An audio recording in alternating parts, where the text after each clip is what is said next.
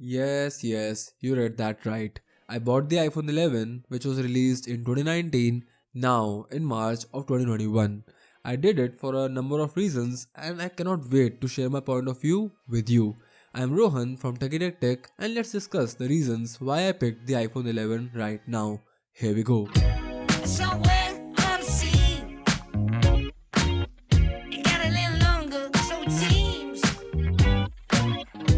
I burned out, so to speak.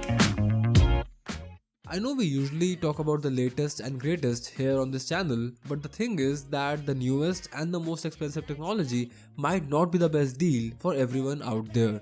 When you're buying yourself a smartphone, a number of factors come into play, and the most important factor, according to me, is value.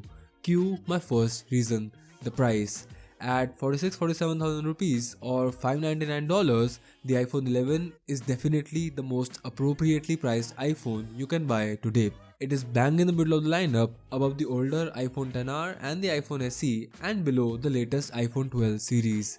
But here's the thing, at 47,000 rupees, the iPhone 11 is roughly half or 60% the price of a new iPhone 12 and a third of the price of the flagship iPhone 12 Pro Max.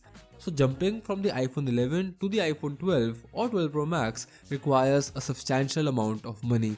In comparison, if you compare the prices to the cheaper iPhone XR or the iPhone SE, the jump to the iPhone 11 is not as cheap. The iPhone XR retails at around 40,000 rupees and I think it makes no sense to get it when you can get its direct successor, the iPhone 11, for 6-7,000 rupees more. You get a better camera, a newer processor, and an extra year of software updates. Of course, you get the same things when you jump from the iPhone 11 to the iPhone 12, but you end up paying a lot more for that jump.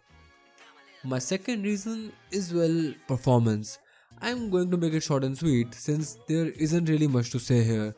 I switched to the iPhone XR a few weeks ago to try out iOS 14 on a 2-year-old iPhone, and I can promise you that the performance was so good that I didn't even notice any change in performance from the iPhone 12 that I was previously using. What I'm trying to say here is that in recent times, iPhones have gotten extremely good at retaining their smooth performance many years into their life cycle. The iPhone 11 is just 1 year old and I am fairly confident it will provide smooth, usable performance for 3 to 4 more years. I cannot say that about any other phone in this very price bracket. Another thing that I cannot say about any phone in this price bracket is software updates till 2024. Apple has had a stellar record in providing same-day software updates for all their iPhone models for 5 years of their life cycle. So with the iPhone 11, you get new features and new security updates for many years. Now to be fair, Android manufacturers like Samsung are catching up with 4 years of promised software updates, but at the same time, brands like OnePlus also exist which make truly wonderful smartphones but fail to provide software support later. It is very upsetting that the brilliant OnePlus 7 lineup is still waiting for the Android 11 update at a time when Google is pushing out betas of Android 12. Moving on, another reason I bought the iPhone 11 today is the cameras. The cameras on the iPhone 11 are still extremely good. It shares the same primary and ultra-wide sensors with the more expensive iPhone 11 Pro, which had one of the best cameras in 2020. So with the iPhone 11, you get a camera which shoots excellent photos and videos, more than enough for your social media use and still capable enough for the expert smartphone photographer. With all that being said, there are still two factors that could sway you away from the iPhone 11 even at this great price. Factor number one is of course Android.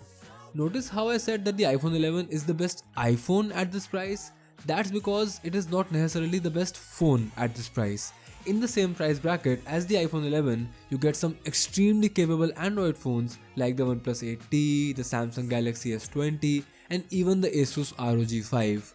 All these phones are beasts when it comes to performance and there are many factors where they are better than the iPhone 11, display being the most critical difference. Reason number 2 is the iPhone 12 mini. As you might or might not know, the iPhone 12 mini was not the hit that Apple was expecting because as it turns out, not a lot of people want such a small display. As a result of all that, the iPhone 12 mini is available with many deals and discounts at a very attractive price. Now, the small display is the only reason that I didn't mention the iPhone 12 mini when I was talking about the price initially. But the thing is that if you don't mind the smaller display, the iPhone 12 mini sits bang in the middle between the iPhone 11 and the iPhone 12. So you can still get all the advantages that you would have gotten with the regular iPhone 12 but not pay as much over the iPhone 11 for said advantages. But I talked to a lot of people about this iPhone 11 versus iPhone 12 mini competition, and almost all of them told me that they would rather pick the iPhone 11 with the larger display than go for the 12 mini's smaller panel. But again, that is a very small sample space, so this is purely personal preference. If you can make do with that smaller display, by all means get the iPhone 12 mini.